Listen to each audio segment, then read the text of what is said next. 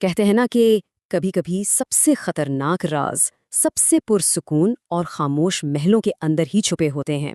یہ کہانی بھی ایک ایسی ہی سلطنت کی ہے جہاں بظاہر تو سب کچھ بہترین تھا، لیکن ایک شہزادی کو انصاف کے لیے اپنی پہچان تک چھپانی پڑی۔ تو قصہ ہے ایک بہت ہی خوشحال سلطنت کا، جہاں بادشاہ کی مہربانی اور ان کے انصاف کے چرچے ہر طرف تھے۔ اور اس محبت بھرے خاندان کی جان تھی شہزادی آسیہ، بہت بہادر اور اپنے لوگوں سے بے پناہ محبت کرنے والی۔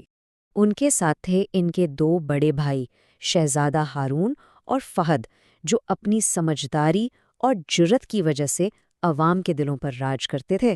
مطلب ایک دم پرفیکٹ تصویر تھی، لیکن اس تصویر کو بہت جلد نظر لگنے والی تھی۔ اور پھر اچانک سے اس ہنستے بستے محل پر ایک گہری خاموشی چھا گئی۔ بادشاہ ایک ایسی پراسرار بیماری میں مبتلا ہو گئے کہ ان کی طاقت دن بدن ختم ہوتی چلی گئی۔ اس اندھیرے میں بس ایک ہی سایہ تھا جو ہر وقت بادشاہ کے قریب منڈلاتا رہتا تھا، اور وہ تھا وزیر۔ وہی تھا جسے بیمار بادشاہ تک رسائی حاصل تھی، وہی ان کی دوا کا انتظام کرتا تھا اور کسی کو پاس بھٹکنے بھی نہیں دیتا تھا۔ اس نے یہ کہہ کر بادشاہ کو سب سے الگ تھلگ کر دیا کہ انہیں آرام کی ضرورت ہے، لیکن سچ تو یہ تھا کہ اس کی آنکھوں میں فکر نہیں، ایک خطرناک چمک تھی۔ اور پھر بہت جلد یہ بات صاف ہو گئی کہ وزیر کا مقصد خدمت نہیں بلکہ حکومت تھی۔ دیکھیے نا، جہاں بادشاہ کی حکمرانی انصاف اور عوام کی محبت پر قائم تھی، وہیں وزیر کا منصوبہ تھا دھوکے، فریب اور زہر کے ذریعے تخت پر قبضہ کرنا۔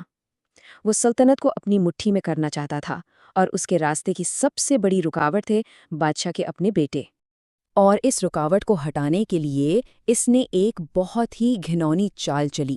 ایک جعلی خط جس پر جعلی شاہی مہر لگی تھی دربار میں پیش کر دیا گیا۔ اور الزام کیا تھا؟ الزام یہ تھا کہ دونوں شہزادے اقتدار کے لالچ میں اپنے ہی والد کو نقصان پہنچانا چاہتے ہیں۔ اتنا بڑا جھوٹ تھا کہ سچائی بھی اس کے سامنے بے بس ہو گئی۔ بیماری سے کمزور بادشاہ، جو بولنے کی طاقت بھی کھو چکے تھے، اس فریب کا شکار ہو گئے، اور ان کے اشارے پر ایک ایسا حکم جاری ہوا جس کا کوئی تصور بھی نہیں کر سکتا تھا۔ شہزادہ ہارون، شہزادہ فہد اور شہزادی آسیہ تینوں کو قید کر دیا جائے۔ بس ایک ہی لمحے میں پورا شاہی خاندان بکھر کر رہ گیا۔ لیکن قید کی تاریکی میں بھی آسیہ نے ہمت نہیں ہاری، اور پھر ایک دن امید کی ایک کرن نمودار ہوئی۔ ایک بہادر شہزادے سلمان نے اسے قید سے آزاد کرا لیا۔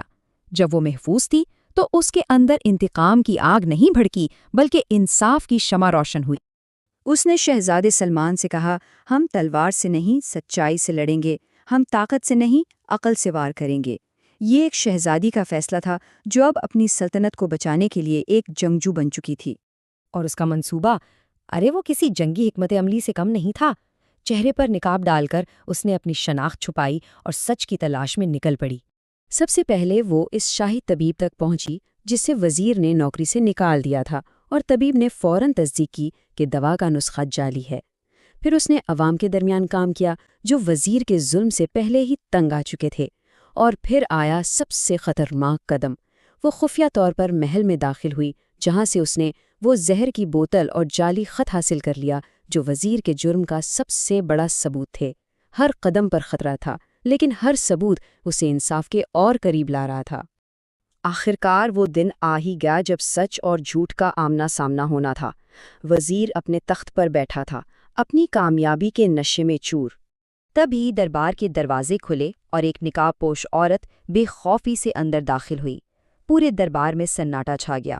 سب سوچنے لگے، یہ کون ہے اور اس کی جرت کا راز کیا ہے؟ اس پراسرار عورت نے دوا کی وہی بوتل وزیر کے سامنے رکھی اور ایک گونجتی ہوئی آواز میں کہا، وزیر، اگر تم واقعی بادشاہ کے وفادار ہو اور یہ دوا شفا بخش ہے تو اسے سب کے سامنے پی کر دکھاؤ۔ وزیر کا چہرہ ایک دم فک ہو گیا۔ اسی لمحے شاہی طبیب نے آگے بڑھ کر اعلان کیا، یہ دوا نہیں، یہ ایک سست عمل کرنے والا زہر ہے جو آہستہ آہستہ جسم کو مفلوج کر دیتا ہے۔ دربار میں جیسے ایک طوفان برپا ہو گیا، اور پھر اس عورت نے آہستہ سے اپنا نقاب ہٹایا۔ وہ کوئی اور نہیں، شہزادی آسیہ تھیں۔ اس نے ایک ایک کر کے سارے ثبوت دربار کے سامنے رکھ دیے۔ وہ جعلی خط، وہ نقلی شاہی مہر اور زہر کی وہ بوتل۔ وزیر کا ہر جھوٹ، ہر فریب سب کے سامنے بے نقاب ہو چکا تھا۔ بس انصاف کی تلوار چل چکی تھی۔ شہزادہ سلمان کے سپاہیوں نے اس غدار وزیر کو فوراً گرفتار کر لیا۔ بادشاہ کو اصلی دوا دی گئی اور ان کی صحت بحال ہونے لگی۔ قید خانوں کے دروازے کھول دیے گئے اور معصوم شہزادوں کو رہا کر دیا گیا۔ جس محل میں مہینوں سے ماتم کا سما تھا، وہاں ایک بار پھر خوشیوں اور جشن کا راج تھا۔ اور اسی نئی صبح میں شہزادی آسیہ کی شادی شہزادہ سلمان سے ہوئی، جس نے سچائی کی اس جنگ میں اس کا بھرپور ساتھ دیا تھا۔ شہزادی آسیہ کی یہ داستان آخر میں ایک سوال چھوڑ جاتی ہے۔ کیا واقعی طاقت تلوار میں ہوتی ہے، یا پھر اس ہمت اور حکمت میں جو سچائی کے لیے لڑنا جانتی ہو؟